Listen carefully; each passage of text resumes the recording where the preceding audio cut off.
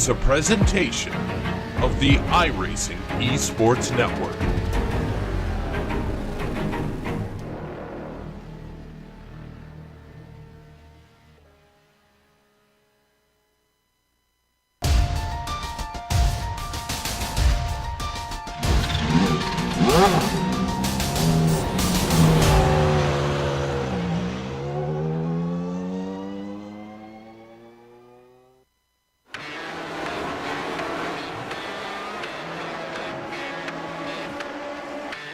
An icon reborn.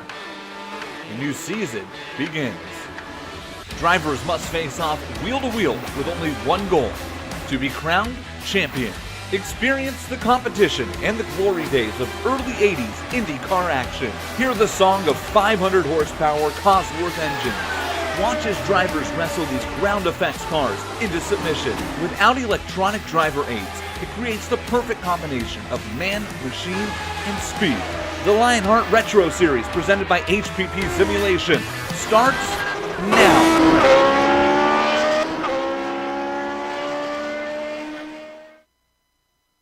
2 to go, and the next time by will be the white flag.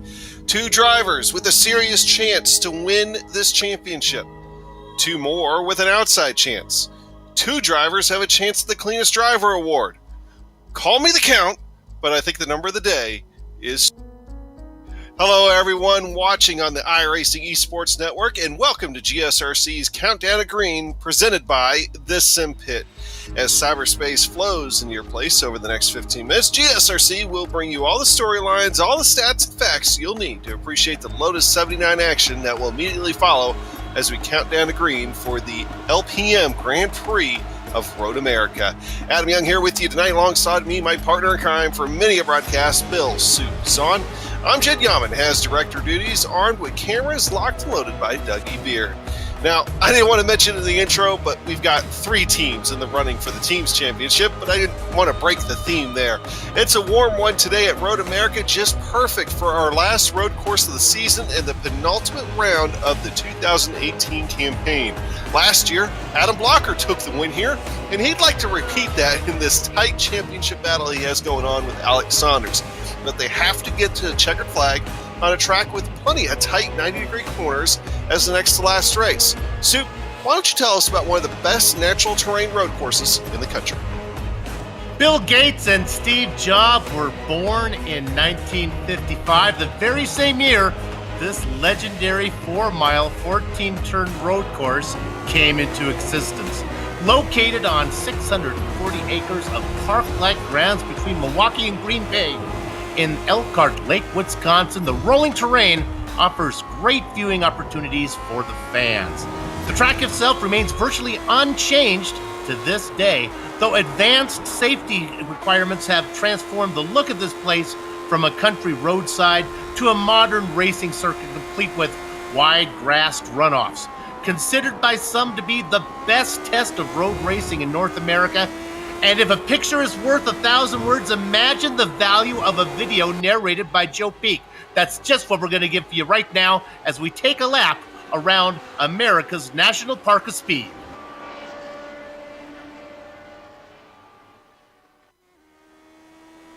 All right, we've got Jed Yaman in the GSRC Lotus 79, so let's do a lap around Road America. Coming across the start-finish line, the run down to Turn 1 is going to be one of your best opportunities to pass. This first corner is admittedly pretty swift, but there's still plenty of braking to give you a chance to sneak up the inside. Watch the dirt on the exit because it can spin you. As we run through the short chute to Turn 3, really focus on getting the exit right for this corner. Being able to defend or attack, as well as simply laying good lap times down, really depends on getting yourself a decent launch. You can see the moraine sweep is quite a long stretch, and it'll end into the heavy braking of Turn 5. All of these factors combine to mean that this is easily one of the most popular passing spots on the track. Be careful though, because it's also terribly easy to overshoot. If someone has a nose in on you, try for the over-under. From there, it's a quick blast to Turn 6 where the crest on entry will catch many drivers out. Do your best not to skitter off into the grass. Switch sides and then keep it flat through Turn 7. We're now into the hurry downs, which ends with Turn 8. Sneak attacks are possible here, and a lot of times drivers aren't expecting the need to defend. From there, get to the left and give yourself a nice wide entry under the bridge into the carousel. This corner feels like it goes on forever, but ideally you want to get a little wide so that you can cut back and open up the exit. That'll bring us to the infamous kink. Thankfully, the ground effects on the 79 make it a less scary proposition and you can take it flat. Into the kettle bottoms, the track is going to weave left, which means to line up your braking for Canada Corner, try not to come in at an angle. Hug the left side, get it slowed up, and be careful not to get too aggressive on the brakes because there's not much sand trap before you find the tires. After that, turn 13A will be blind, but once again, no problem in the Lotus. Get the car back to the left side as soon as you can and make sure to clip the apex and get to the power early for the final turn. Carry that momentum to ensure the car can chug up the hill with a lot of grunt behind it. Hopefully, you kept it all together and have now finished a lap around Road America.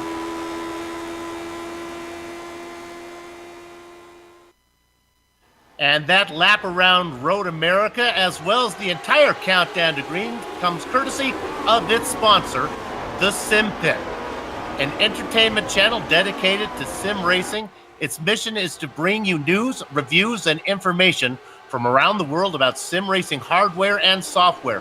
It also focuses on what it takes to be a better sim racer with instructional videos and how-tos that will help your performance on the virtual track. Check it out at thesimpit.com. And now check out these stats as we're going to bring you the Driver Championship. And of course, this comes courtesy of HPP Simulations. Now, when you take the team name into account, it's only fitting that someone who races for Nighthawk Motorsports, like Alex Sanders, might sleep through the start of the season, while somebody who races for Adrenaline Motorsports, like Adam Blocker, would be bright-eyed and bushy-tailed. But even though Saunders did miss round one, the up-and Adam Blocker has raced in every event. Because of the mystical attributes of drop races, the raw number gap of 59 is reduced to a best 14 of 16 result interval of only 18 markers. Okay, the Candyman for Raven Motorsports, that's Dustin Wardlow, and Michael Goodman for 8-Ball Motorsports, they both have wins this season, as does Jason Galvin in 13th. The only driver this season with a win not making the Sweet 16 overlay is Real World IndyCar driver Sage Karam. A 7th in Montreal made James Brandt, the big mover on the ladder, up 3 rungs to 12th, while a Canadian no-show from the aforementioned Jason Galvin, well, that moved the Bakersfield boy down.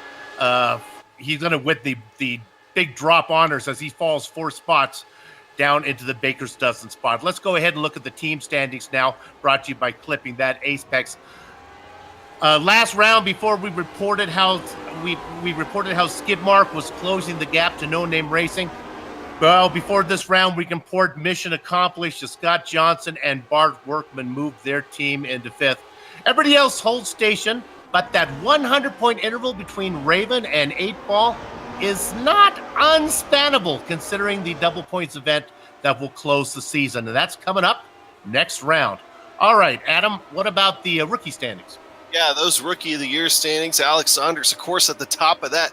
You know, Michael Goodman, just like in the driver's standings, has a very, very outside chance of being able to capture the rookie standings, but it's pretty much going to take him winning out and Alex Saunders to have some sort of epic collapse, and neither of which seems like they're on the horizon. Brian Yazik in a fight for 3rd there with Justin Weaver. So still some positions that can move around. As you can see, quite a bit of moving around here in just the last between now and the last race as well, with Brandt, Workman, and Cohn all moving up spots on this leaders board. And of course, the Lionheart sanctions both this series and the Big Sister IndyCar series, and both campaigns honor the memory of the original Lionheart, Dan Weldon. With that in mind, let's go and take a look at those Retro Series details here, Sue. Here you go. It is Season 2. This is the penultimate round. You can see there that there are 2 drop races allowed for. We talked about that when we talked about the points. Of course, our car is the Lotus 79 that Mario Andretti drove to a championship in Formula One back in 1978. The setups are fixed, but they're adjusted. The series setup kings play around with it, find something that'll be raceable. but also safe. And how about cash-in prizes? $4,391. That includes an HPP wheel. You know, HPP is giving away a wheel to the champion in this series, and we talked about the Lionheart IndyCar series. Let me correct myself. They're giving away pedals in this series, and they're giving away a wheel in that IndyCar series. So HPP, a great sponsor indeed. Yeah, you know, always great to have folks like HPP on board here with Lionheart. Now, as far as the weather here today, well, up in Elkhart Lake, in the real Elkhart Lake, about 40 degrees out there. They got a little bit of snow on the ground and everything else up there. But here in our virtual world, well, we're hanging out at almost double that. We're sitting at about 77 degrees out there here right now. Southwesterly winds helping out with that about 8 miles per hour. So nice warm day in the virtual world, and I'll take that over the real world this time of year in Wisconsin because I did that for 5 years, and I know what that's like. Well, we're watching qualifying out there right now, and on the top of the leaderboard is, no surprise, Adam Blocker riding on board now with Dan Guerin.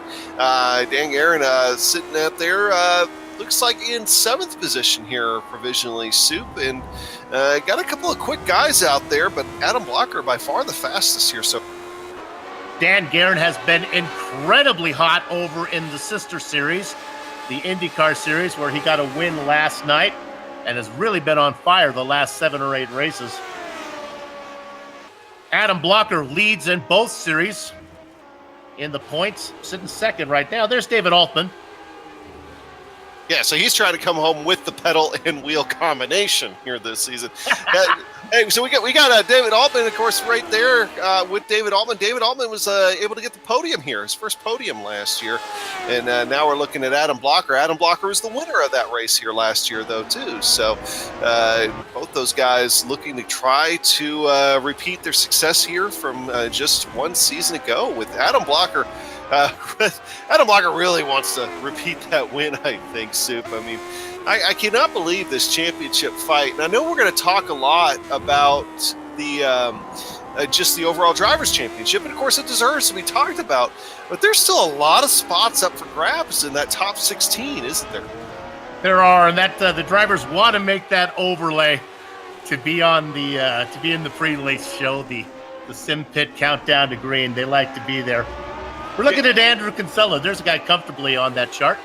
Yeah, to give you an idea that what we're talking about, 5th through 15th on the driver's standings right now, separated by less than 100 points. So there you go.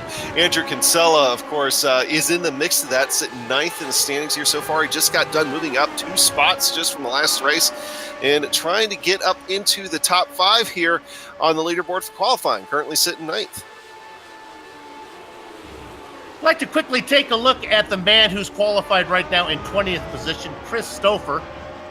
He's reaching a milestone tonight in the Retro Series. It's his, he gets the silver milestone as he's racing in his 25th Retro Series race. He's about to put in, we'll stay with him here, just give you an idea of how far it is to that finish line. Down this front straight, it's a long way, even in these very fast cars.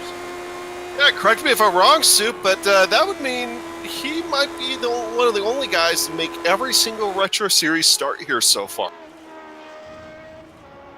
Oh, I don't know about that. I think they've had, he sits well up the list. I think there's been 33. Dustin Wardlow's the top of the list. Oh, okay. I'm off on that then just a little bit. Well, it would be the first time today. Yeah, well, on board to George Anzaldo now.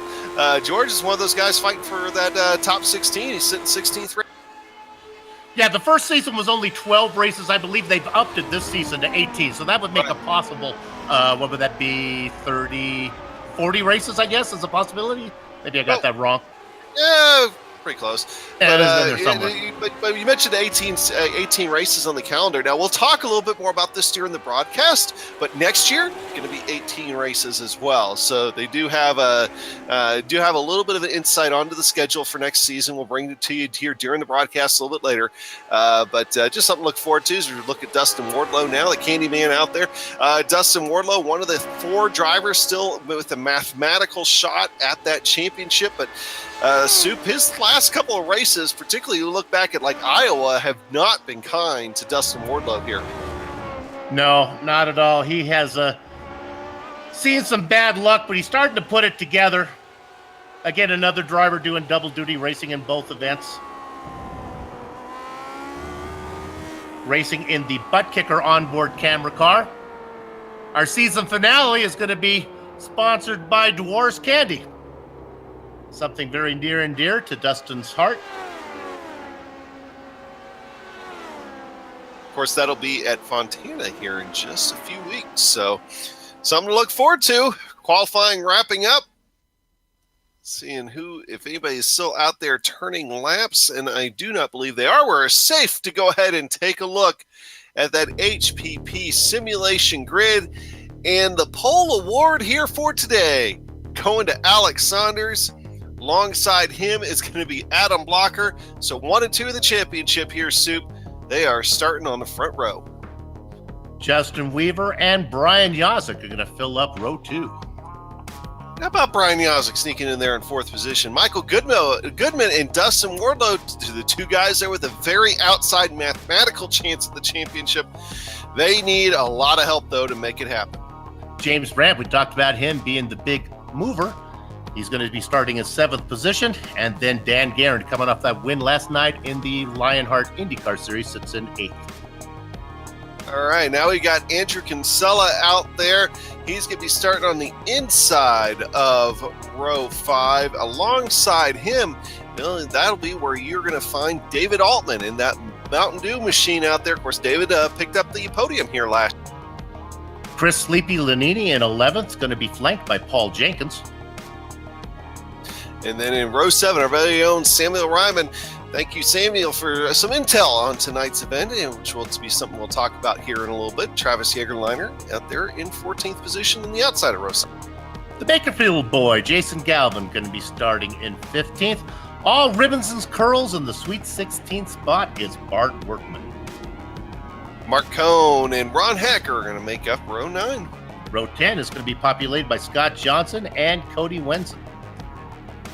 Yeah, Cody Wenson, one of the newcomers that came to this series just a few months ago, so he's living it up out there. Chris Stouffer, of course, mentioned this is his 25th start, starting alongside series organizer George.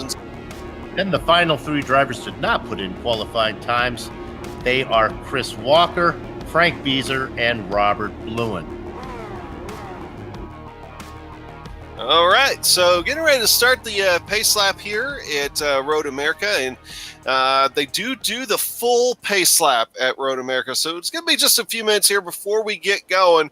But once we do get going, these guys will be screaming around here, running hopefully sub 2-minute laps, so on race trim, and we expect these Lotus 79s to be pretty quick out there.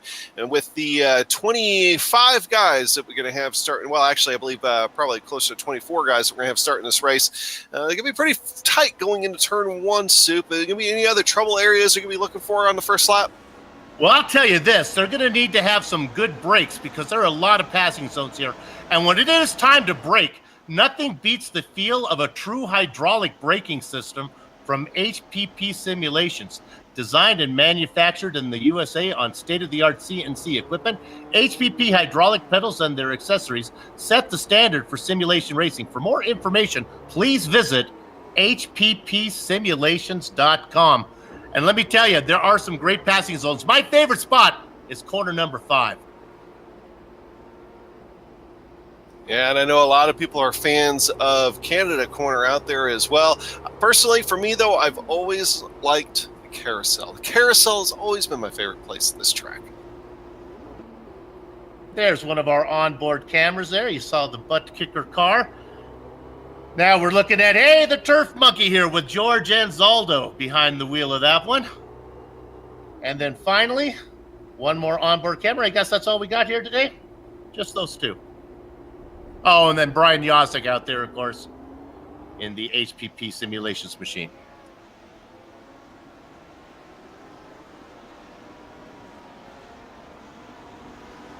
Let's take a look. We have this opportunity. How about we bring up the race analysis and take a quick peek at that? How far are we going, and how far can they go?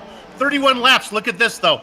They said they could go 15 or 16. The graphics guys put in 16 laps. We think it's a one-stopper.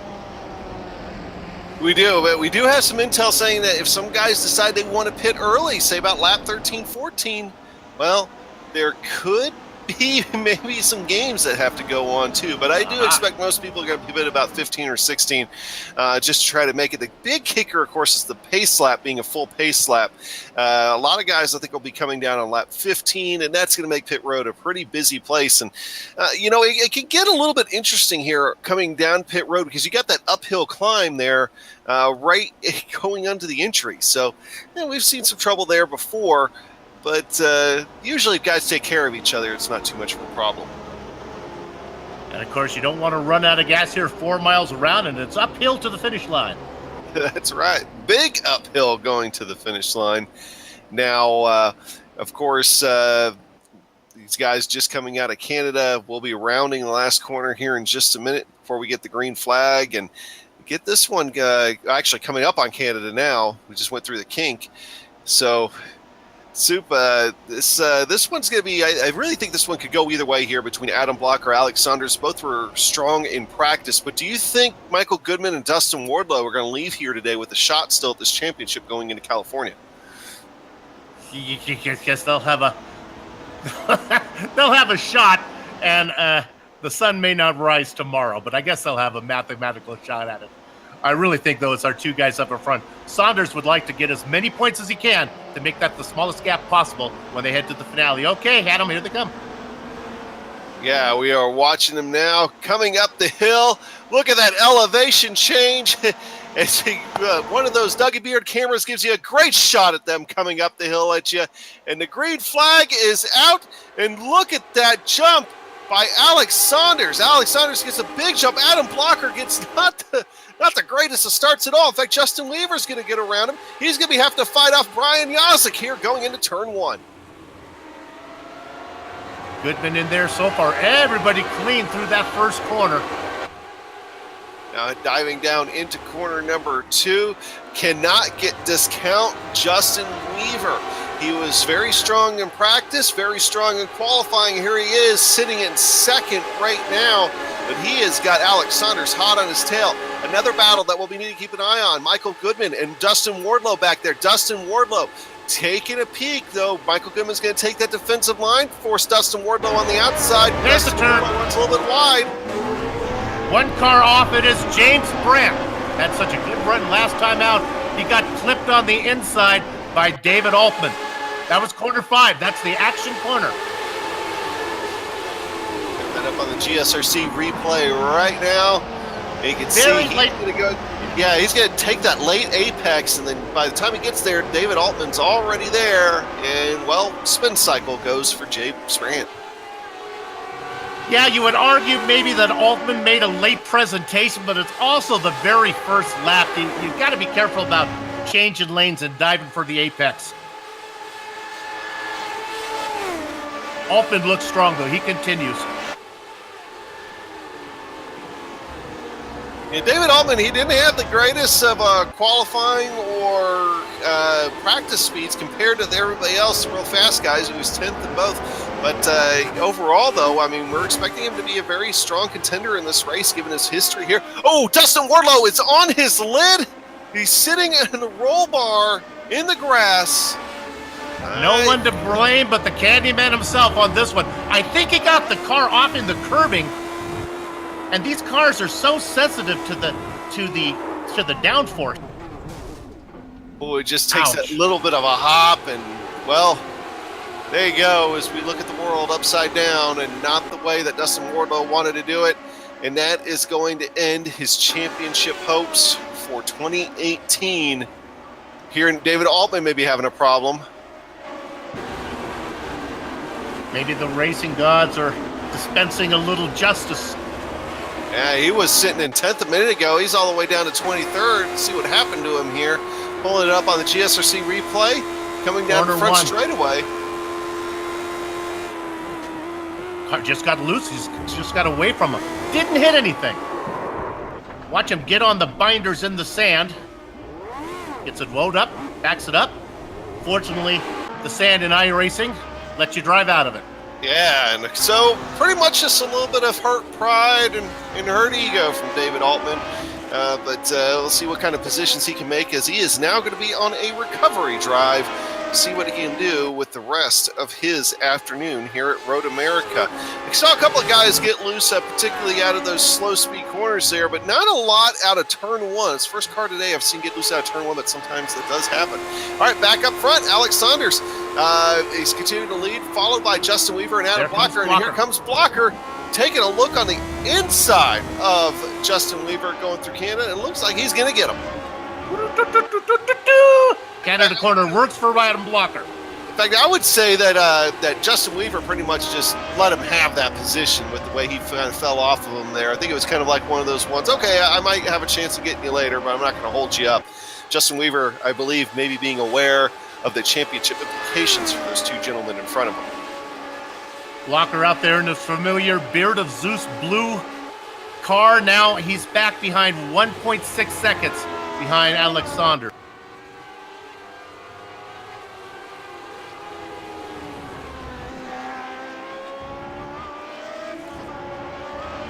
Top 5 pretty evenly spread out now at this point here. Alex Saunders, Adam Blocker, Justin Weaver, Brian Yazik, and Michael Goodman all separated by roughly a second to a second and a half between the 5 of them between each car. Talked about guys that were looking a little bit different here tonight. I noticed, and it could just be on my end, I kind of want to find out. I don't think Andrew Kinsella is driving my Miss Budweiser machine. Something looks like a Canada on it there. Yeah. Oh, okay. So he is running the World Cup scheme. He was representing Canada in the World Cup. I believe last weekend is when Michael Lett and gang were running the World Cup events. So maybe try to do some research, see how he did in the World Cup there last weekend, but still representing the Team Canada colors here today instead of his usual Budweiser paint scheme. So looking pretty good. I always like Team Canada. They always usually come up with these great cars, of course, integrate the maple leaf in them. They usually turn out looking pretty good. And they're so friendly, too. Hey, let's talk about a guy who's really having a good run. 8th position. Jason Galvin, he's got about 0.8 of a second to get up to Dandy Dan Garrett.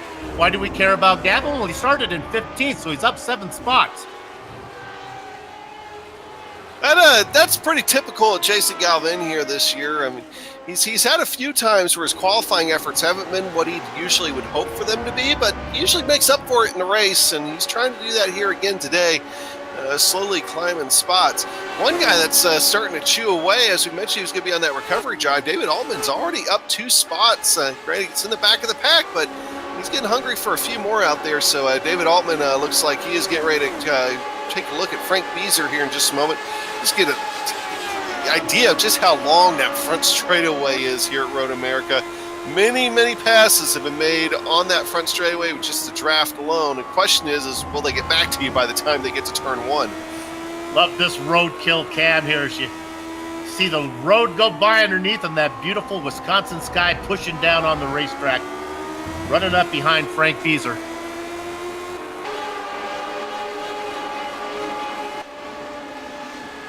Up a little bit of an off. Oh, we talked about Gavin. He just had an off through 5. We don't need to go there, but he lost a lot of ground.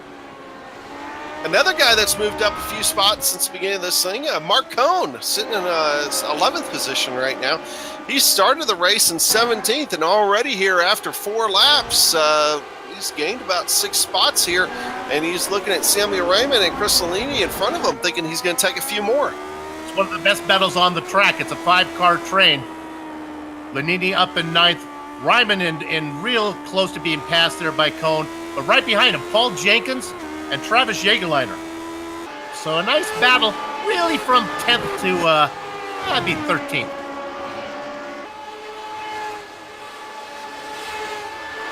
Looking around for some other battles out there, and we can just stick on this one here for a while. I believe here, as you mentioned, Soup, best one on the racetrack right now. Yeah, really nothing. You're not missing anything up front as they are all separated by a good distance. We'll tune in on that if anybody comes back in. Give us a little time to watch a little racing mid-pack here. All these guys are up from where they qualified, most of them due to attrition. Yeah, looking at it, Chris Stouffer also up 6 spots from where he started here. He is right at the tail end of that pack there, I believe.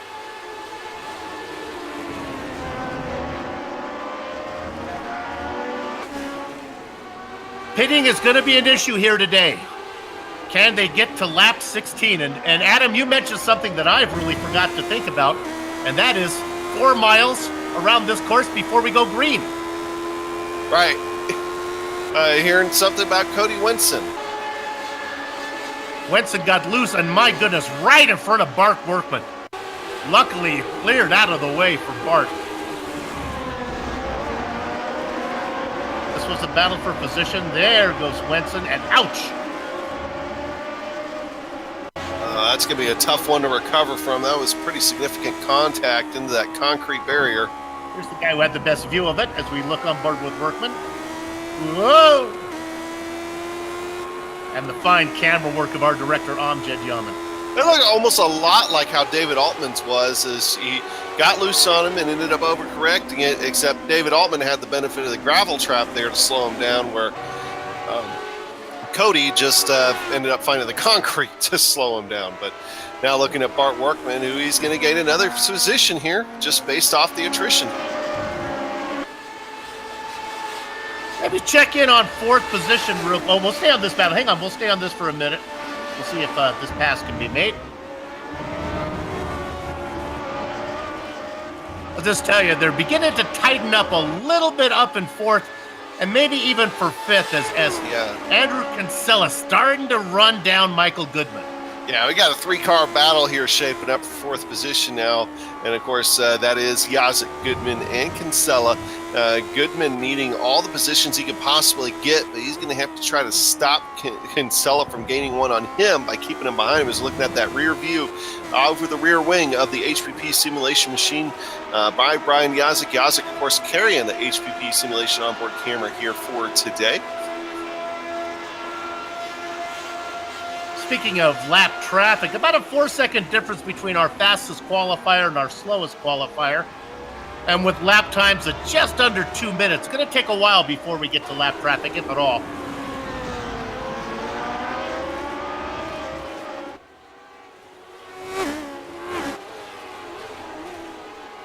See the looks like the gap there between Yazek and Goodman is starting to diminish a little bit, and the gap between Goodman and Kinsella is maintaining. Either way, though, all it's going to take is just one slip up from Yazek and Goodman, and Kinsella is going to be right there on both of them. Kinsella looking strong.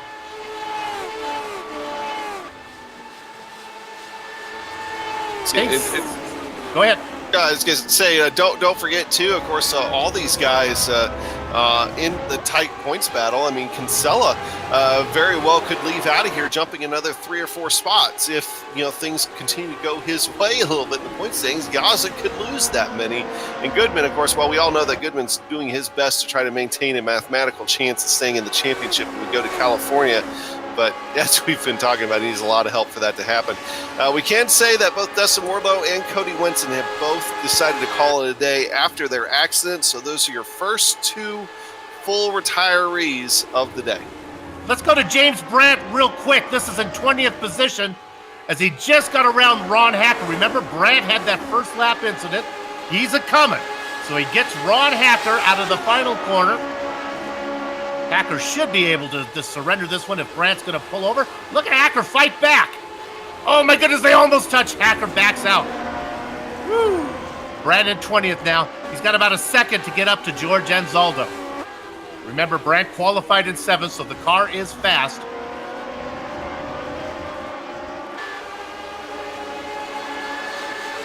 This is, of course, Ron Hacker's first race back in a few races. Last time we saw Ron was at Iowa.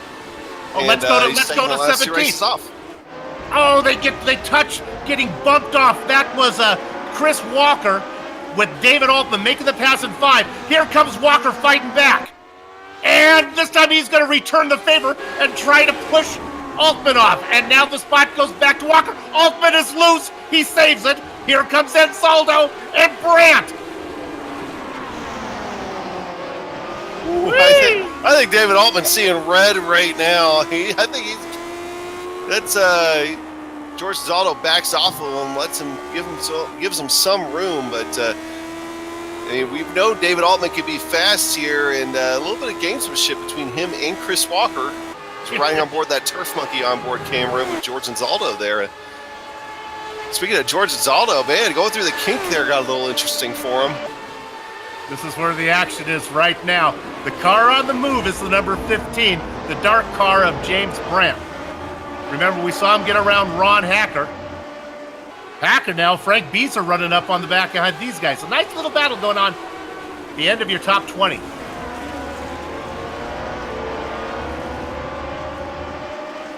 Battle on the racetrack, as Soup mentioned, is just kind of breaking up just a touch as David Altman trying to get back over to Chris Walker. But here comes James Brandt now on George and Zaldo.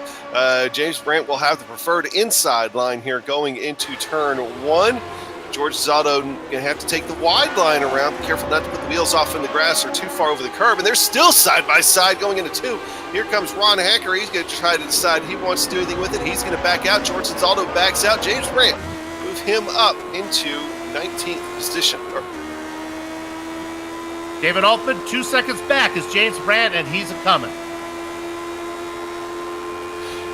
That Turf Monkey onboard camera getting all sorts of work out, going forward, looking back, looking all the way around. George and Zaldo's machine here today as he's fighting now with James Brandt, as we talked about. Now he's going to try to hold off Ron Hacker as well. Remember, Turf Monkey is one of our sponsors today. Go ahead, maybe talk about Turf Monkey real quick. Yeah, Turf Monkey. Of course, Turf Monkey Lawn Care, veteran owned and operated by Marty Davis out of Racine, Wisconsin. Just an hour or two up the road from Elkhart Lake there. Turf Monkey has a barrel full of specializes, including fertilization, weed control, aeration, the thatching, overseeding, snow removal, and mowing. Don't monkey around your yard this season. Make it look bananas. Turf Monkey Lawn Care. Check them out on Facebook at facebook.com/Turf Monkey. Boy, if they could get the Road America gig, that'd be good money. I think so, and it's not too bad of a drive from Racine all the way down there. Yeah. So, I think it'd be all right.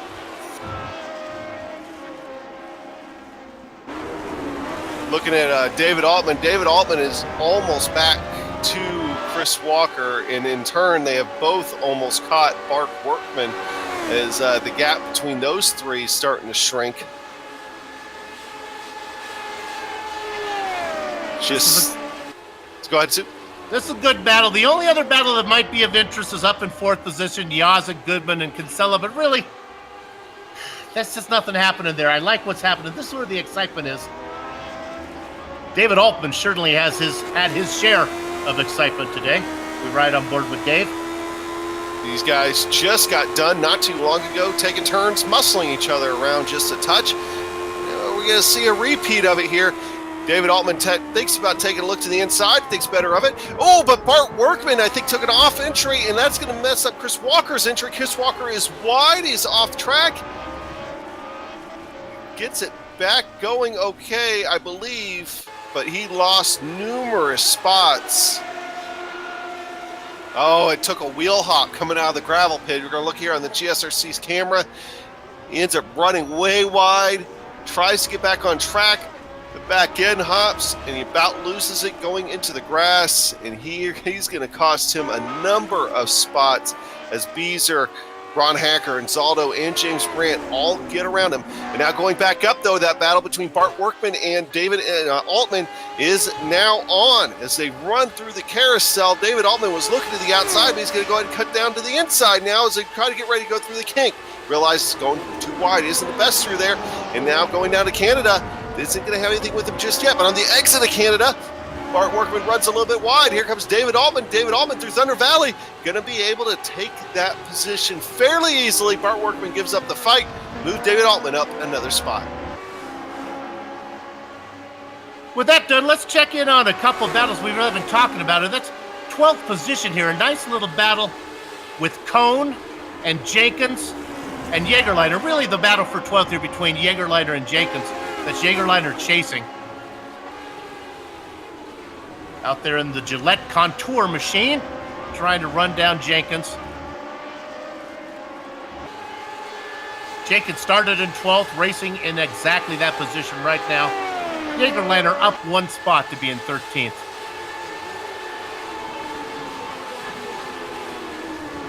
That blue car you see there, that's Cone, and it's not that far up to Samuel Ryman and Chris Lanini. And I'm being told that it is pink.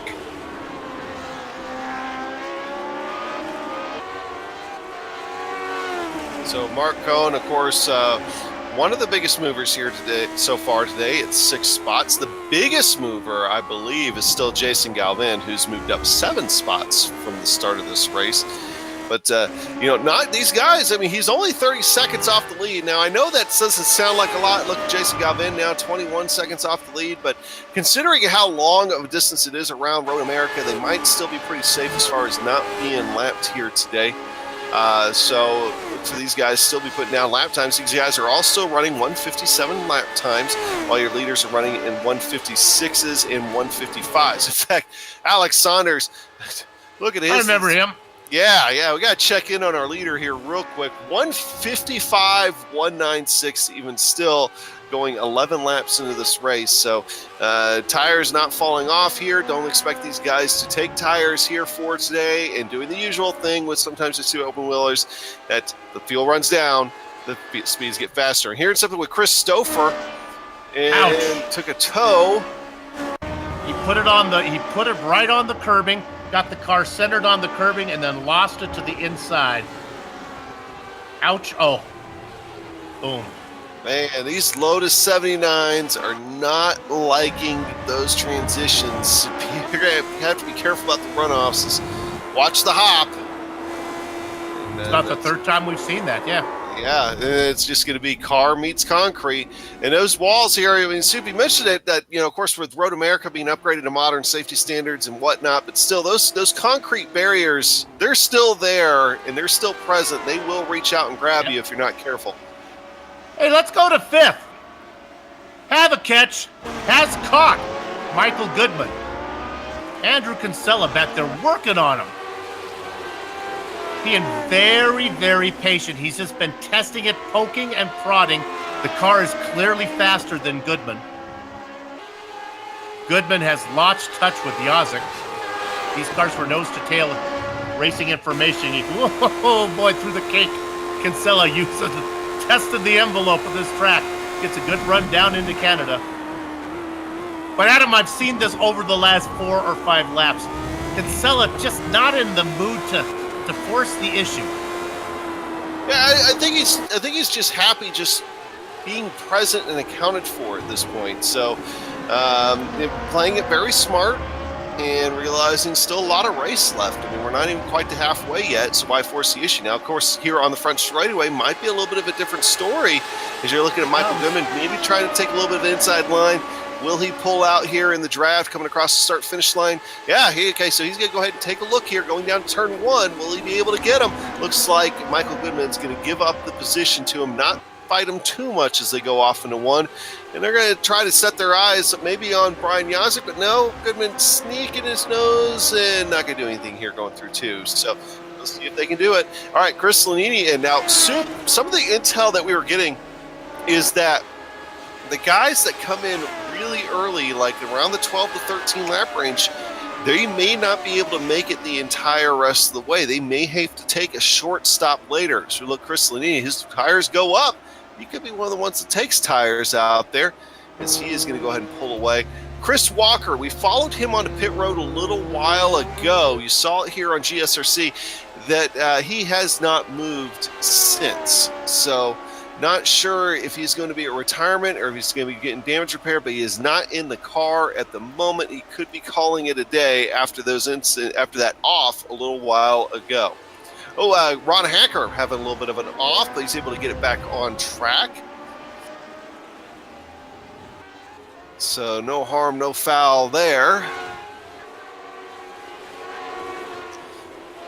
A lot of these guys, Soup, they've just they've put wheels off, they've done this or they've done that, and most of them are getting away scot-free. It's just this handful of guys that find that transition and they get that rear end hopping up in the air, and that usually spelling disaster here today.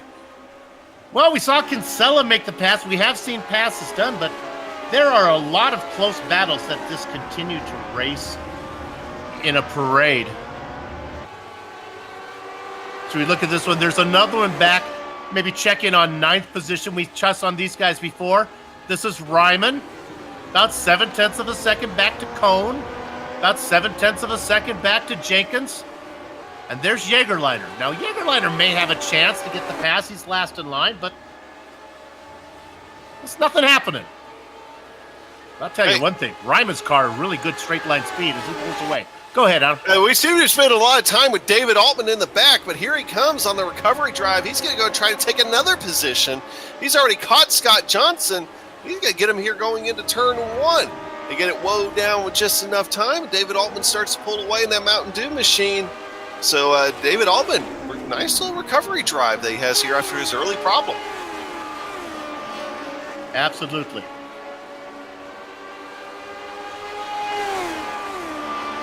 Looking now, Paul Jenkins looked like he was going to go ahead and maybe try to sneak a peek at the inside of Mark Cohn, thinks better of it, and actually loses just maybe a 10th or so off of him from where he was as they come up underneath the bridge. And, you know, they still maintain that gap like you were talking about there a minute ago, Soup, about 7/10 between them all, except between Paul Jenkins and Travis Jägerliner. Jägerliner trying to inch a little bit closer, but not close enough yet to do anything as they head to the carousel.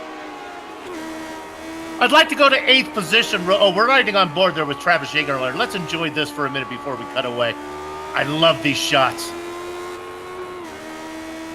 When we cut away, though, we are going to look up at a man that doesn't know the words maintaining the gap has no meaning in the dictionary for Jason Galvin. He's in 8th right now. He's beginning to close in on the back of Dan Guerin. Now, remember, Galvin was really hot early on.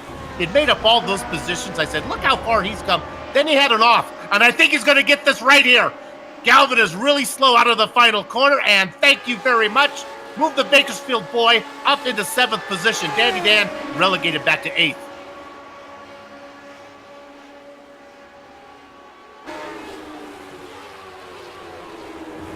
I don't know if that was as much as Galvin making that pass or if Guerin making a mistake out of that final corner. You do not want to make a mistake out of that last corner. You pay for it for a long time. Yeah, you do. I mean, because you got that entire uphill section and the entire length of the front straightaway here at Road America. And, of course, one of the sponsors of today's race, HPP Simulations. We brought it up before. Well, HPP is awarding a set of pedals valued at $1,395 here to the season champion. HPP's hydraulic pedals and their accessories set the standard for simulation racing. Visit hppsimulation.com to check them out. Give you a little up in the middle of your read there. That was because Dan Guerin had a little bit of a spin, but he's okay. Just got the car a little bit loose. He loses a lot of momentum. He's fallen now way behind Galvin. You know, you talked about paying the price out of that final corner. It reminds me like when you take a bad date on a weekend to like a bed and breakfast and you're stuck with her forever. It's a price you have to pay for a long time. It's kind of what happened to Guerin there when he blew that exit out of the final corner. Had to think about it the entire front straight. Yeah, and that is, as you mentioned already, a long time to think. Now, Frank Beazer has retired from this race, and looking at it, oh, he caught the hop. It was on lap 12, going up through, I believe, turn 13, 12 and 13, and I don't know if we're going to be able to get it on the GSRC replay, but he caught the hop and met the concrete just like several guys have today. So Frank Beazer's day is done. That's what we're working at here. This is what we've been following. This is Jenkins and Jägerliner.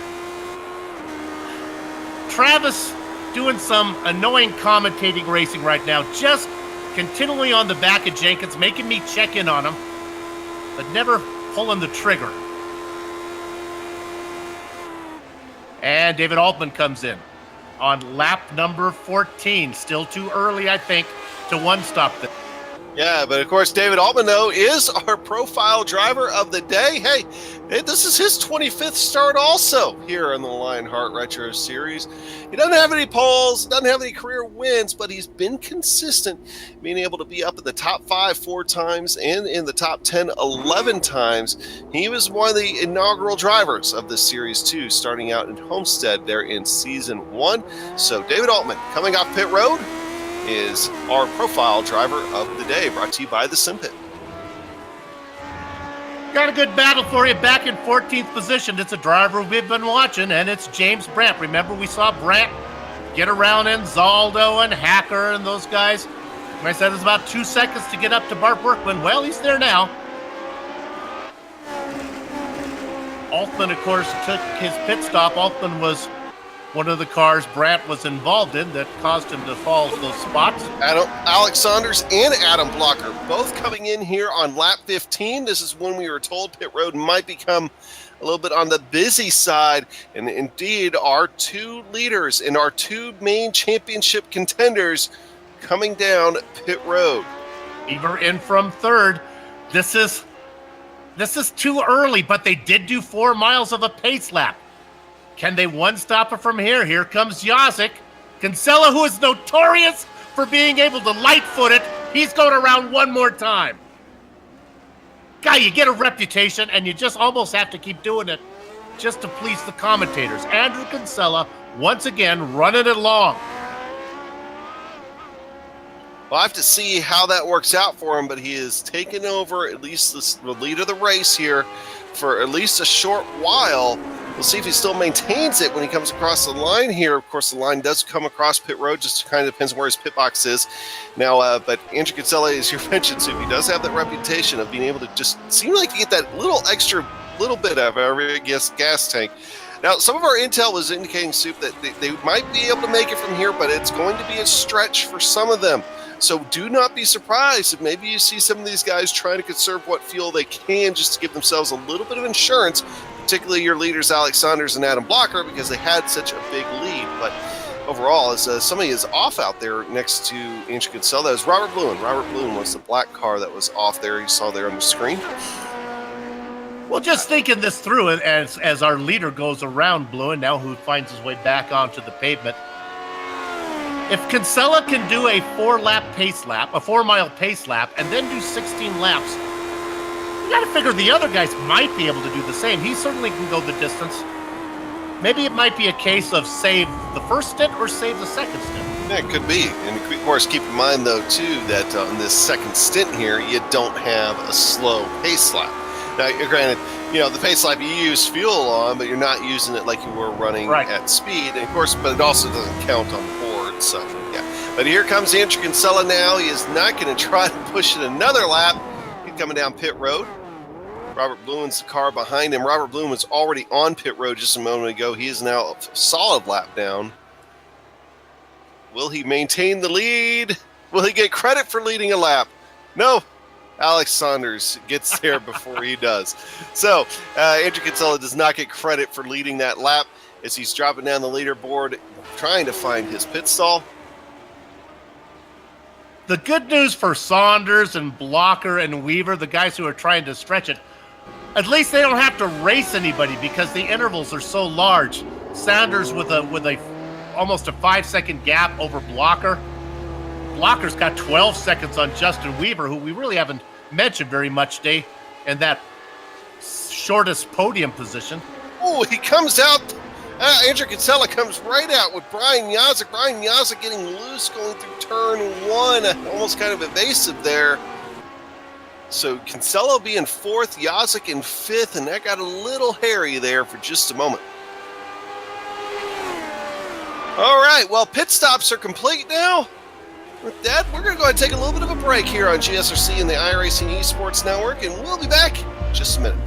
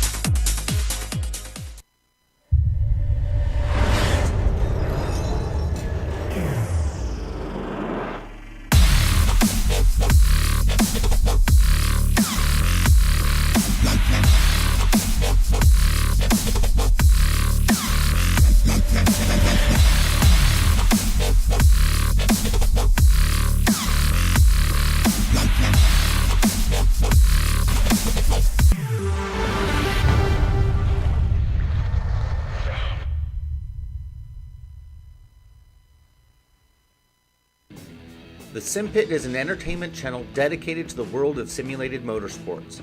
The Sim Pit is a leader in providing the sim racing community with news, reviews, interviews, DIY pieces, and instructional videos to make sim racing a better experience for all. Check us out at thesimpit.com or go to YouTube and just search for The Sim Pit.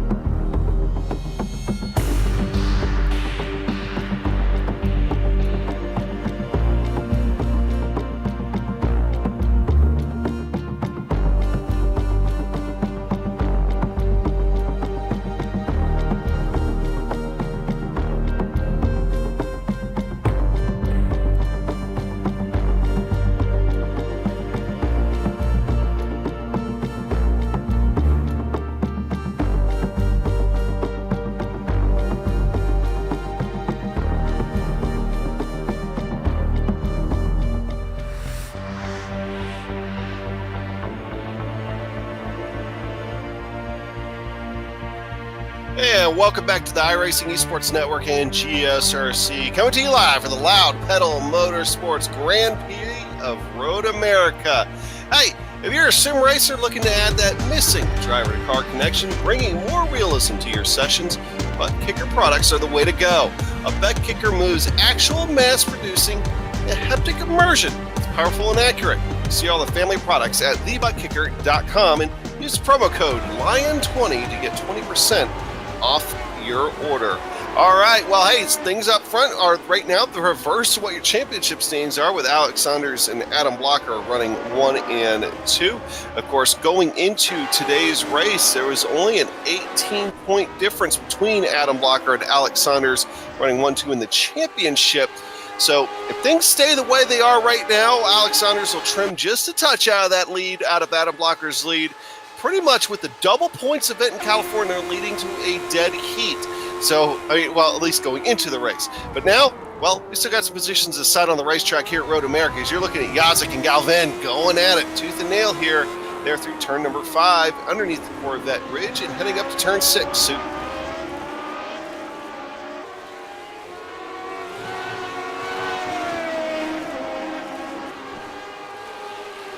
So now that is, of course, the battle on the racetrack right now with those three. And it's actually, of course, you got Galvin there. You also have Michael Goodman there as well as they run through the carousel. So 3-car battle right now, although Michael Goodman falling off of that just a touch off of the rear wing of Brian Yazik. Andrew Kinsella, we saw Andrew Kinsella and Brian Yazik come out together on pit road, off pit road. Well, excuse me, with Kinsella almost in alongside Yazik. Kinsella came off pit road, and that, of course, got interesting there for a minute. So now we're looking at P11 here. P12. Paul Jenkins and David Altman. David Altman looking to get another pit. Andrew Kinsella is in the wall. Andrew Kinsella got high centered. Tried to save it on the grass. Going to pull up the GSRC replay here. Andrew Kinsella having himself a great day, and it just went sour very quickly. Could not save it, and the concrete is going to tear that Lotus 79 up. He is coming down pit road, and he is not driving straight. I think that's going to be the end of Andrew Kinsella's day, unfortunately, with those Team Canada colors from the World Cup last weekend. So not looking good for him, as he is losing spot after spot on pit road.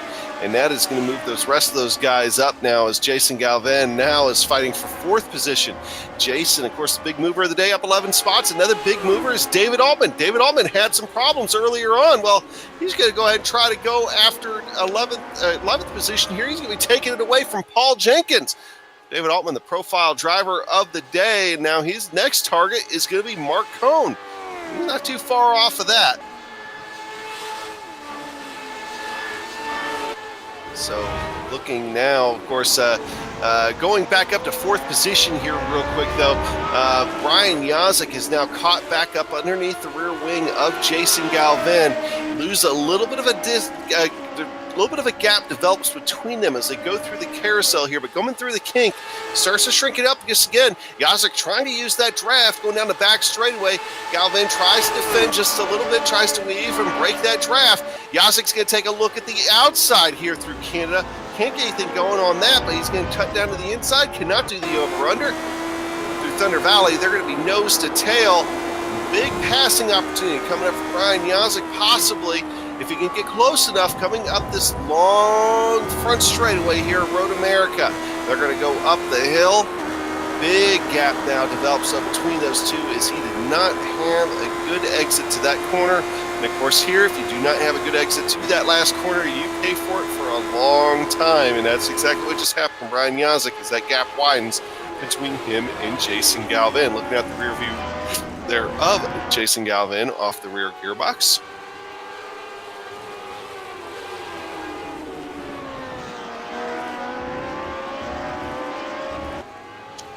All right, so David Altman now. We're going to go ahead and go back to David Altman here in 11th position, and he is getting caught Mark Cohn very easily, and he makes that pass going down the front straightaway pretty much uncontested. Now his eyes are set on Travis Jagerliner. David Altman, welcome back to the top 10. His recovery drive complete. He is now caught back up to where he started this race. Started in 10th. Well, he's back in 10th, but he wants more than that. He'll be chasing down Travis Jagerliner here over the next few laps.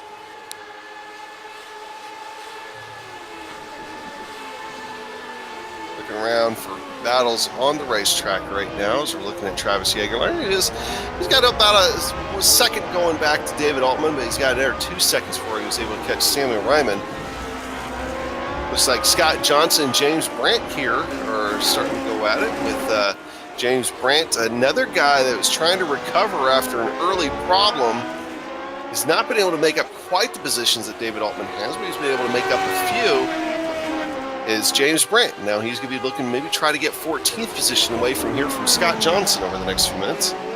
And a mistake there from Johnson. I think Brandt's right on him now. Remember, Brandt qualified in 7th, has really worked his way up through the field after getting pushed off into the grass.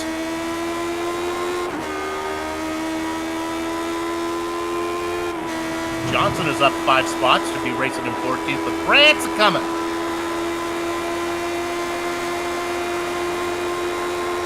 See what he has down into Canada. Is he going to force the issue here? Is he going to wait? Might as well just wait till that final corner. Get it done up the front straight.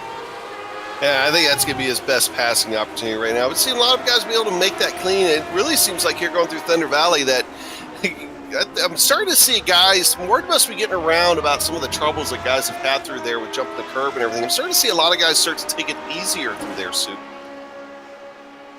Yeah, it has been. It has claimed several victims today. Love this camera shot. All right, let's see if he's going to make the pass here. He's got it. Going to look. Nope, going to have to wait. Corner 5 is the next spot that he can do it. Well, there's no point in leaving this battle, but I will tell you that David Altman has been able to catch and pass Travis Jagerliner. So that was no problem. Now he's going to have his sights set on Samuel Ryman. This is still the battle on the racetrack right here. Brandt closing, but he's going to be too far back. No real place to make it now until you got to go all the way around the carousel, through the kink, maybe take a shot down into Canada.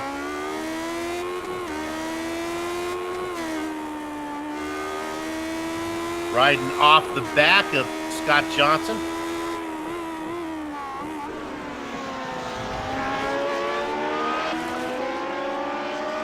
Still one of the best battles on the track.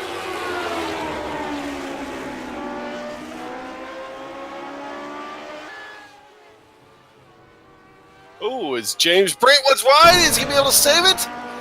Gets it back on the concrete. Fantastic piece of driving by James Brandt to keep that thing from going into the wall. So he'll leave to fight another day, but that was very close there, Sue. I think that first camera that we saw, the turf monkeys need to get out there and do a little lawn repair on that one, as he was really bringing up the turf. I think they made some attachments or something to the bottom of James Brandt's car and maybe sent him out there. Oh, James Brandt, now this time he can't save it. He's in the wall. He's in the tire barrier, and he is upside down. That's going to be James Brandt's day.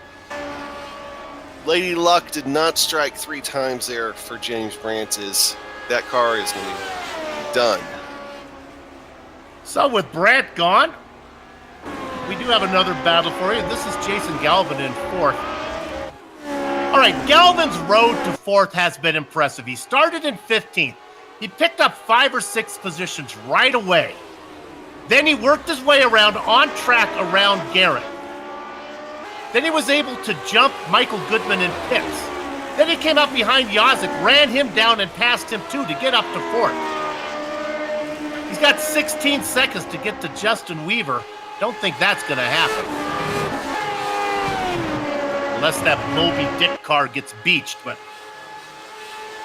there is that fluorescent green and yellow car of Galvin doing well.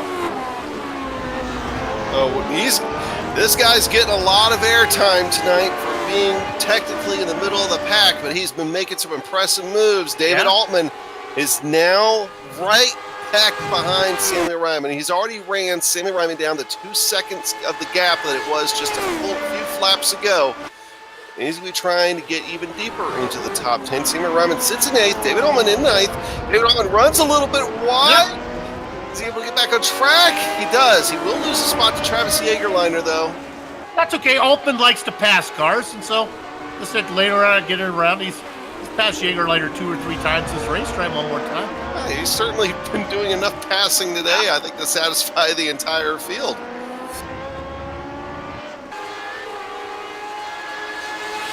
We mentioned Samuel Ryman in 8th. He's up 5 spots, having a good, quiet Samuel Ryman run.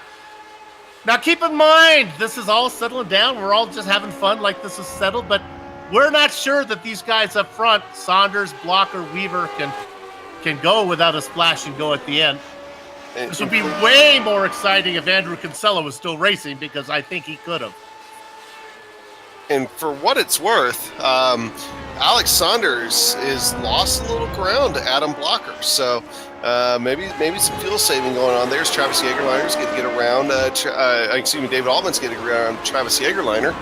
And speaking of Andrew Kinsella, there's Soup. We brought him into the booth. Why don't you go and have a little chat with him? Andrew, I like the plan. You went 1 lap longer than everybody else. The only problem is you put it in the wall.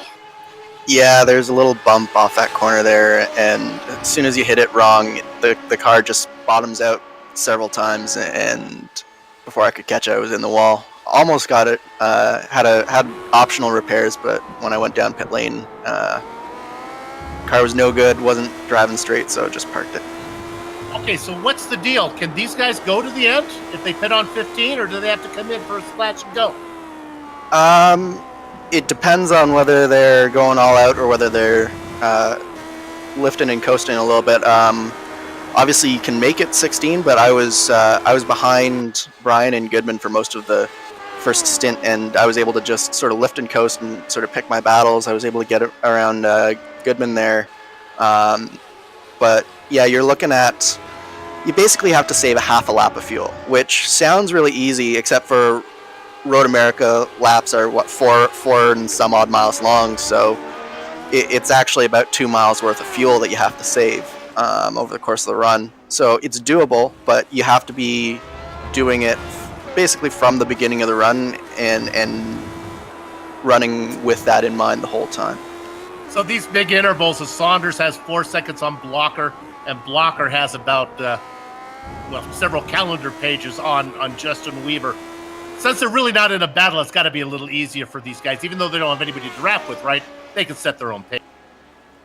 I mean, to a certain extent, but I mean, if you're Blocker, you got to stay as close to Alex as you possibly can in case he makes a mistake, because one mistake, it might not necessarily put Saunders out of the race, but we've seen a couple of times this year already where he's been in the lead, he's made a small mistake, and Adam's been able to capitalize. So if I'm Adam, I'm going as fast, as slowly as I possibly can, or as slowly, as fast as I possibly can. Going as slowly, as fast as I possibly can. I'm going to get you out of here on this question.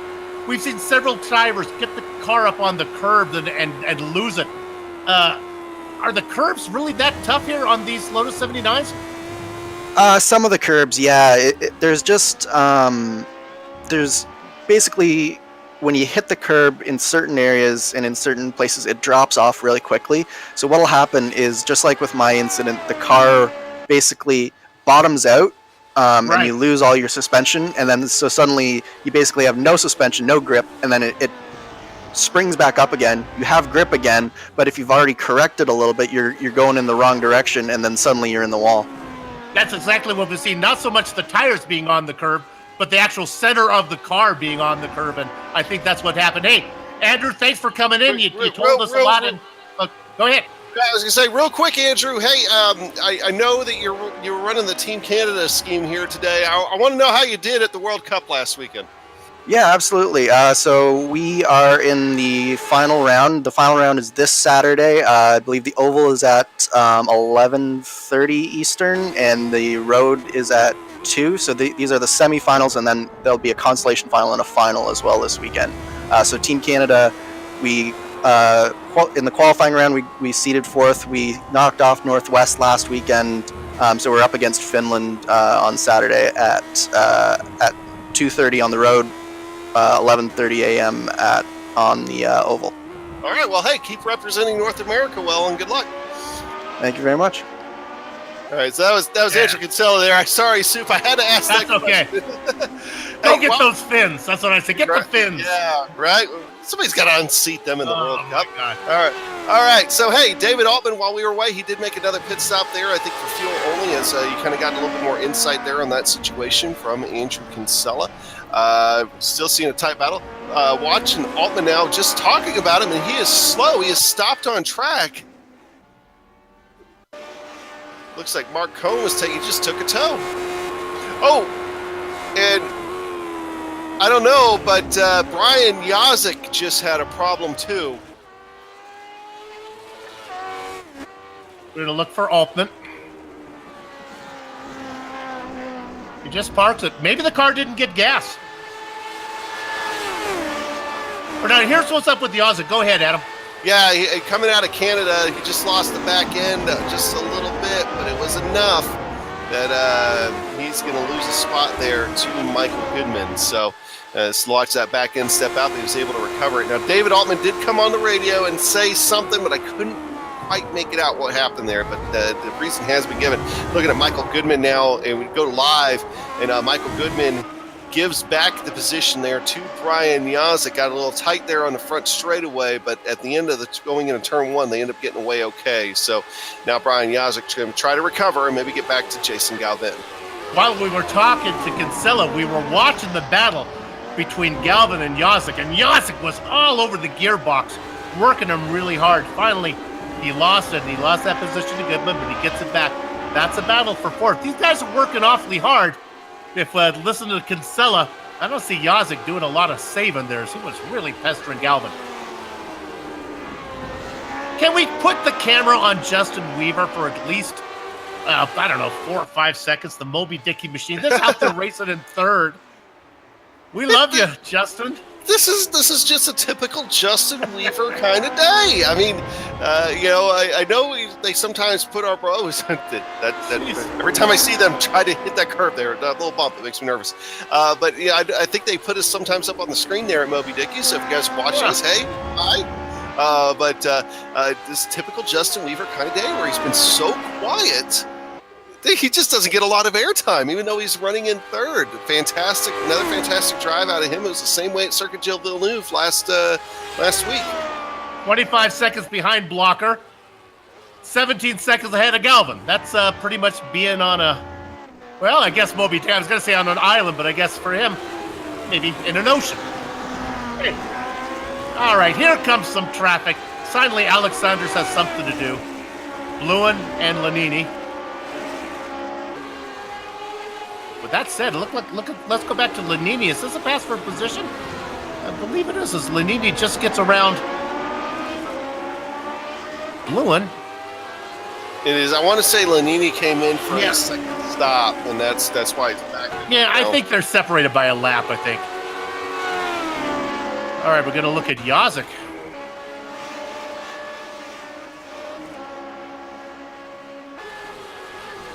Brian. Oh, Yeah, Brian's in the pit. Oh, Brian. back in comes around. Oh, and the engine blew. A telltale white puff of smoke. This will be on the exit of 1 here. Lots of attrition here today. He just hits that grass just a little bit and guns it trying to save it, and just can't pull it back around, and then the engine blows. So, That's some of that stock car experience there coming out with Brian Yazik. He tried to gun it, tried to save it and get it back to going straight, but here today, though, it ended up costing him that Lotus 79 engine. Michael Goodman gave the spot back, but now he vultures it, so Goodman up to 5th. That's another position for Samuel Ryman, who's now sitting in 7th. Another guy having just a quiet run.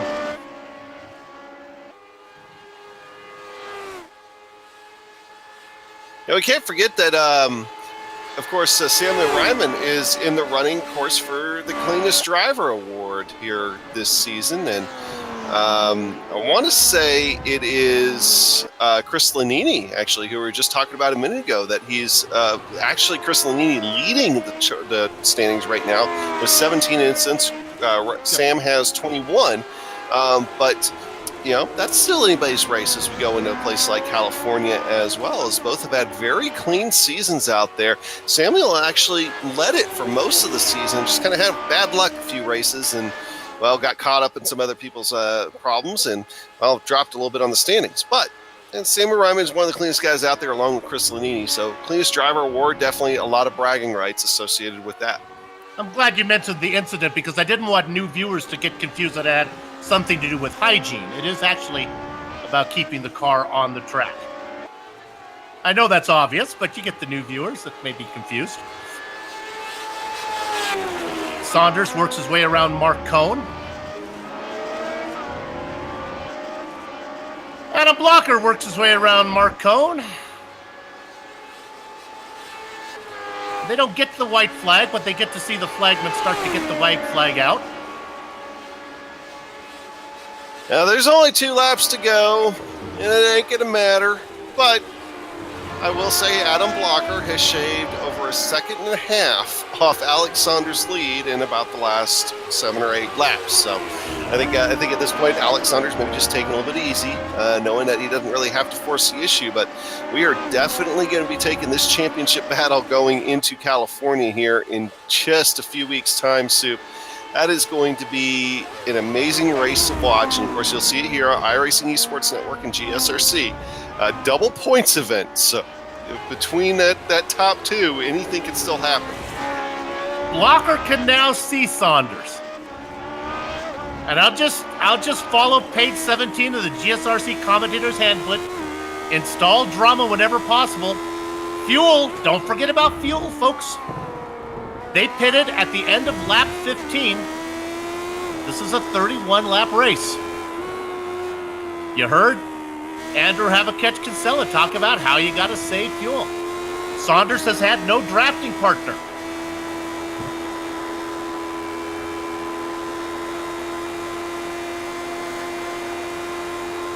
And, of course, now they're out of lap traffic. That gap does widen just a little bit. I mean, it's still, though, out of Alex Saunders is going to be coming to the white flag here in just a moment. And going to be doing it largely uncontested, as long as that contestant is going to be coming from his very own fuel cell. Yep. So we'll know right now. Let's see. And Soup, I'm staying out.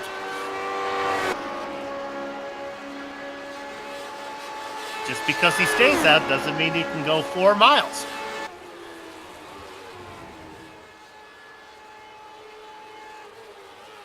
As long as everybody stays clean and has enough fuel here for this last lap, everybody should finish where they are at this moment. The only two guys that are even close to each other are Bart Workman, George and Zaldo back there in 11th and 12th, separated by about 9/10 of a second. 7/10 of a second now. But that is the only close battle on the racetrack as Alex Saunders continues to go away. He's going to be coming down through turn 5. That battle you just mentioned is ahead of Saunders. Not sure if Alex is going to get to him before the race ends. 3.2 seconds now, Saunders to Blocker. Yeah, I think Blocker's given up the ghost here. He's just going to make sure he's going to be able to come across the line. So what this means is, Carousel at Fontana, that it's just a few less positions that Saunders is going to have to better Blocker at. It's going to close the interval a little bit more. And we all know at a track like California, anything can happen. It is liable to be an insane race here in 2 weeks. But when we go into California, one thing we know for sure, Alex Saunders, he's going to be going in with just only a few points behind Adam Blocker, but he is going to be coming into the race with the momentum and the race win. He's coming around turn 16. He's going to begin that long climb up the hill. The Loud Pedal Motorsports Grand Prix of Road America goes to Alex Saunders as he's going to bring home the checker flag. Adam Blocker in second. And as long as nothing happens, we're waiting for Justin Weaver to come around. Justin Weaver have to go all the way back to Canada Corner. That's where he's at. Making the turn up into Thunder Valley here. Justin Weaver, that Moby Dick's machine, very, very quiet day. Typical Justin Weaver style. He'll be making that long climb. He will round out your podium here at Road America today. Going back to P10 now, position 10.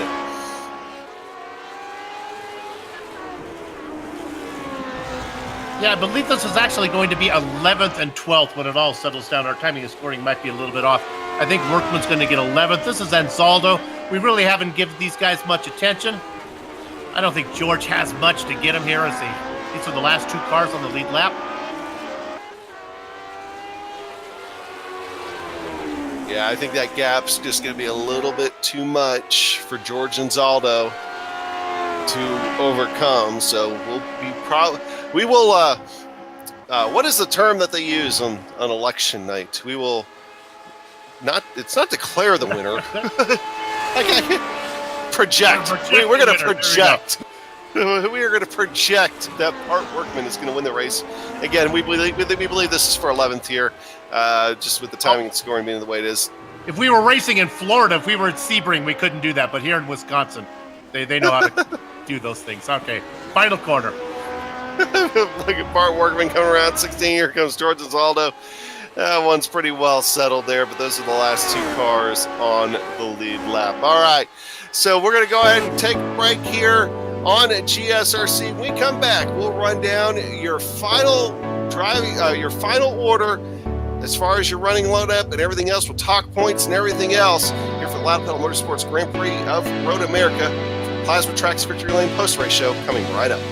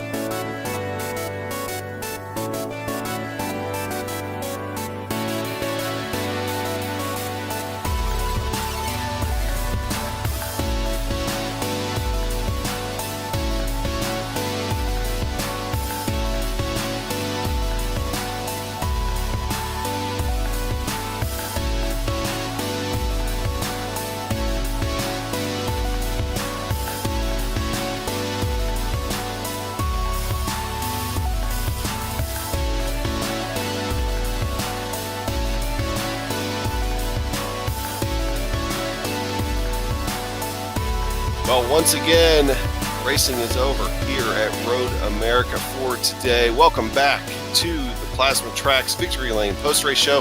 If you're struggling to find something for the person who has everything, I have the website for you. Plasma-Tracks.com not only produces original racetrack wall art, it produces motorsports trophies, home decor, and motorsports fabrication. Well, they're also available. Words cannot do justice to the uniqueness of their wares. The only way to fully appreciate their artwork is to see it for yourself. But be warned, one visit, and the next thing you know, you'll be trying to convince your spouse why you need a Plasma Track wall art hanging in your home. See it all at plasma-tracks.com, and we'll move on to the final standings here for today. And well, it was not necessarily a tight one up front, as Alex Saunders led this thing from flag to flag, with the exception of the pit cycle.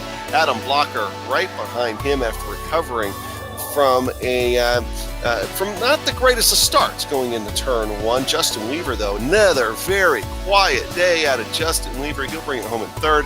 Jason Galvin in fourth. Michael Goodman in fifth. Dan Garrett. How about Dan Garrett? Getting his way up in the sixth position. Same with Sammy Ryman, climbing up a few spots in seventh. Travis Jägerliner in eighth. Paul Jenkins in ninth. And Scott Johnson in 10th. Mark Workman was able to hold off George Anzaldo for 11th, and Zaldo can take solace in knowing he was the last car on the lead lap. And the Baker's dozen spot one lap down. It's Mark Cohen. He's going to be ahead of Chris Sleepy Lanini. Robert Bluen in 15th. All ribbons and curls, Brian Yazzik in the sweet 16th position, although he was 4 laps down. David Altman, James Brandt, Andrew Kinsella. He did lead a lap, have a catch when in the pit cycle, but had to give that up right away, then crashed the car. He has to settle for 19th. 20th is Ron Hacker. Now let's finish out the rest of these. Frank Beezer, Chris Walker, Chris Stouffer, Cody Wenzen, and Dustin Wardlow, the Candyman, gets last in 25th. Adam? Yeah, of course, attrition seemed like it was the name of the game here for today, but not the name necessarily for Adam Blocker, as I believe Soup is going to catch up with Adam. All right, Adam, second place. You had nothing for Alex, though, today. Well, actually, I disagree. I think I had something for him, but because we pretty much had the same pace all race, I just kind of I could have gotten pole. I was up by 100th or 2 going into the final corner of my last lap, and I just pushed it too hard and spun. So yeah, if I had gotten pole, it would have been a lot different, because I lost a good bit of time at the beginning because Justin got a better start than I did, and I had to get past Justin. So by the time I got past Justin, I was like a couple seconds down. Then I started reeling in Saunders, and then over the second half of the first stint, that's where he killed me, because I think I went from, like 2 seconds behind, 2.5 seconds to like 4.5. And then on the second stint, I started clawing it back to 3, but it just, pace was pretty comparable, but once you lose a little bit of time in a fight that's that tight, can't do much about it. Explain to me what happens on the start and why sometimes drivers get a bad start. What happened to you, and why did Weaver get you? At least for me, starting second is the absolute worst place to start, because at least I'm on a single screen, so I'm having to use the look right button to look at the leader. And so if I'm looking right to look at the leader, I'm also not looking at where I'm going, so I have to make sure my car is lined up straight to go straight. And then, also inevitably the guy in third is going to get a little bit better view because he's right on the gearbox while I'm having to look over to the side. So, and then Justin got wheel to wheel, and I just wanted to – I could have challenged Justin into turn one, but I was trying to pass Justin in a way that would lose me the least amount of time with Alex. Because, like, the first lap, so Justin was hanging right with Alex, and we were in the slipstream, so I was happy to stay with that. But once I saw Justin starting to fall back, I was like, okay, I have to pass him now. Okay, well, this is going to do it. 1 to go, and it's the crapshoot at Fontana, so anything can happen. Good luck. You go in with the lead. Let's hope you come out with the lead. Yeah, it's only 9 points, though, so pretty much it's just whoever finishes in front of who. Just want to congratulate Alex on the win. It was a really fun race, hard fight all the way, and I just want to thank you guys for calling the race and all the admins for putting on the league. Adam Blocker, your runner-up today. Boy, Adam, these guys know the math. He already knows it's going to be 9 points going into that final event. Yeah, it's going to be a really tight one there. Now, of course, we got Justin Weaver in here with us now. And, hey, Justin, that Moby Dick's machine, man, you able to just be up front, stay up front all day long. Not a wide gap. I'm going to spoil it for you now. You did get a lot of airtime because you just had one of your traditional trouble-free races and bringing it home today, third position. How'd it go? Yeah, it was, I just tried to keep it, keep it on the racetrack there. And then, I just wanted to have a clean race. Road America is probably one of my favorite tracks. One of my favorite tracks. It's such a great track, no matter what car you run. You run here, and the old Moby Dickey's machine was hooked up, and I just felt very comfortable with the racetrack. Kind of do what I did there, just to try to stay out of trouble. And, I let Adam there know that I was there for the first part of the first run there, and then of course those two guys checked out, and I was like, well, if they're just going to check out, I'm just going to kind of ride here. But I just made sure I kept myself on my toes there, just so I didn't have any lulls or anything. And then the team started talking about fuel stuff, so that's when I kind of went into that whole last run there. I kind of just went into fuel saving to just keep it on the track, and I got to say I'm really thrilled getting a third place finish tonight. Well, of course, you're in the running you might be able to get up as high as maybe fifth in the point standings here, coming in and out of California here in a couple weeks. What are you thinking about your chances there? I mean, if experience tells us anything, it's going to be one of those crapshoot kind of races where anything can happen. I agree. I'm not the biggest fan in the world of these L79 cars on ovals. I think they should be banned from ovals because the car is so much fun to drive.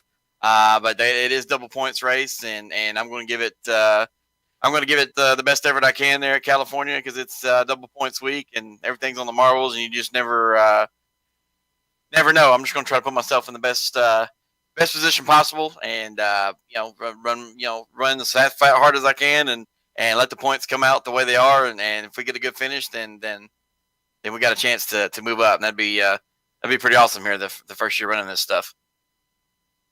All right, well, hey Justin, appreciate you stopping by. Got anything to say at the folks at Moby Dick's if they're watching? Hey, just keep those beers cold, because we got the weekend coming, and it's getting a little chilly here in Middle Tennessee. So, and always remember, a little Dickey will do you, boys. All right. Well, hey, thanks, Justin. All righty. So we'll go ahead and Alex Saunders got here into the booth late. Go ahead and let Soup have a chat with him. Oh, Alex, congratulations on the win. How much did you have to save fuel? Quite a lot. Most of the second stint, I was coasting. Probably, I think when we caught the 3-lapped cars at the end, I turned it up a little bit there, but for the most part, it was lift and coast. Okay, you've got yourself 8 wins, but you're still behind Blocker in the points, but you're going to Fontana. Let's talk about that one. How do you feel about Auto Club? I think Adam said a couple races ago, the races like that are kind of just a coin flip. You don't know what's going to happen. It's just going to be a big draft pack, and I'm thinking back to Michigan, because they're real similar tracks where I was just a bystander in a crash. So yeah, I'm kind of on board with him. It's going to be kind of a coin flip. See who gets it. I at least got myself close enough where I got a chance, and see what happens. Well, if you have the opportunity when you're racing, you want to be out in front, I would think. Probably safer in the lead. Yeah, I mean, I always like being out front rather than being 4th row, 5th row. But you kind of just gotta take what the race gives you. So we'll see what happens. All right, we'll be doing the math during the whole race. Congratulations on the win today, and good luck in the finale. Thanks, guys. Alex Saunders, your winner today, and close enough to make it exciting when we go to California. Yeah, I think California is going to be an awfully exciting race here in 2 weeks. We were able to get Jason Galvin in here real quick for just a quick question. Jason, of course, attrition was the name of the game here at Road America for today. Tell us about surviving. Yeah, it was tough for me. I thought I had a really good car and was really excited for this race. I've kind of taken some time off to be with the family, and I boinked qualifying like I've never in my life. I only got 3 laps in. Only one of them counted. It was like 2 seconds slow. I had my second lap was going to be in the 55s and put me 4th. And I just totally missed it. The last corner. I've never missed that corner in my life at Road America. So I started 15th, and the first lap was super hairy. I made some aggressive moves because you kind of have to. And thankfully everybody raced clean. And And then from there, it was just a matter of trying to chase down Brian Yazik and Michael Goodman and Dan Guerin and Kinsella. And we all know that's not easy. So fortunately, I hate it for Dustin that he had the issue and Andrew went off. And so that's probably 2 cars right there. And I was just able to time the rest of it. So thankful for the rest of my team and a great run for Raven Motorsports. And I think we're going to lock the team championship up at Auto Club. I feel good about it. Yeah, so great run today, and then Auto Club, of course, place anything can happen. So we look forward to seeing you there, Jason. With that, though, we're going to go ahead and close up shop here for tonight on the Plasma Tracks Victory Lane post-race show, and also wrap up the race here overall at Road America. And when it's time to go sim racing again, nothing's going to beat the feel of a true hydraulic braking system from HPP Simulation, designed and manufactured in the USA on state-of-the-art CNC equipment. HPP's hydraulic pedals and their accessories set the standard for simulation racing. For more information, please visit hppsimulation.com. And Butt Kicker products will let you add an instant immersion to any game. Unlike a subwoofer that moves air and loses accuracy and force, Butt Kicker products move actual mass, producing a haptic immersion that's powerful and accurate. Butt Kicker products add that missing driver-to-car connection, bringing more realism immersion to your sessions. See all the family of products at thebuttkicker.com. Use the promo code LION20 to get 20% off your order. And don't forget the Sim Pit, an entertainment channel dedicated to sim racing. Its focus is to bring you news, reviews, and information from around the world about sim racing hardware and software. It also focuses on what it takes to be a better sim racer, with instructional video and how-tos that will help your performance on the virtual track. Check it out at thesimpit.com. And to contact any of the sponsors you see on the screen right now, go to lionheartracingseries.com, click on 2018 sponsors, read or scroll to the bottom where you can click on the company logo. On the screen now are just some of the companies, equipment, and software that made this broadcast possible. The iconic original music that lets your ears alert your eyes you're watching a GSRC production comes courtesy of Eric Ekholm and June Lalonde. See the screen for how to contact each of them. It's not my fault I missed my cue. Jason Galvin was bothering me there. Lionheart Retro Series returns for the sophomore series finale a week after Thanksgiving, November 29th. For the Lionheart Championship 250 presented by Dwarfs Candy. GSRC via the iRacing Esports Network will be there to bring you all the action. We hope you join us. Sliding across your screen now are just some of the upcoming broadcasts, so check those out and mark them down on your calendar. If you'd like to find out more about GSRC, including a complete list of all future broadcasts, you can find it at globalsimracingchannel.com. We're also on Twitter at GSR Channel, Facebook at Global Sim Racing Channel, and Instagram at GSRC_Graham. And if you're not already a GSRC YouTube channel subscriber, you can become one by simply visiting the YouTube channel and hitting that subscribe button. Adam? Yeah, finally, on behalf of the crew, Soup, Amjad, and Dougie, I'd like to thank all of you on the iRacing Esports Network for watching, and we hope you enjoyed the broadcast. So until next time, race clean, race hard. We'll see you on the track.